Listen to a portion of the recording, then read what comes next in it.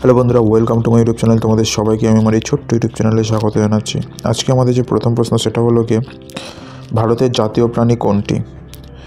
ভারতের জাতীয় প্রাণী সিংহ, বাঘ, হরিণ না হাতি? সঠিক উত্তরটি ডেফিনেটলি বাঘ হয়ে যাবে ভারতের জাতীয় প্রাণী। তারপরের প্রশ্ন,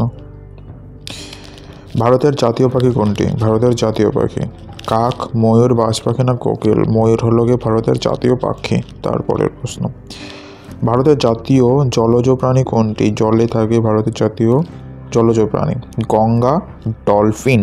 গঙ্গা ডলফিন হলো গিয়ে ভারতের জাতীয় জলজ প্রাণী। তারপরের প্রশ্ন, ভারতের জাতীয় ফল কোনটা? আম। এটা জানো, ভারতের জাতীয় ফল আম। তারপরের প্রশ্ন, ভারতের জাতীয় ফুল কোনটা? ভারতের জাতীয় ফুল হলো গিয়ে পদ্ম। হলো গিয়ে ভারতের জাতীয় ফুল। জবাও নয়, গোলাপও নয়, গাঁদাও নয়, হবে পদ্ম। তারপরে, ভারতের জাতীয় গাছ কোনটি? নিম গাছ না, বট গাছ হ্যাঁ, আম গাছ না, নারকেল গাছ না, বট গাছ হ্যাঁ। তারপরে প্রশ্ন, ভারতের জাতীয় খেলা কোনটি?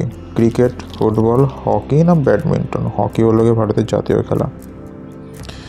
ভারতের জাতীয় পতাকার দৈর্ঘ্য প্রস্থের অনুপাত কত? ভারতের জাতীয় পতাকার দৈর্ঘ্য প্রস্থের অনুপাত 3:2, মানে 3:2।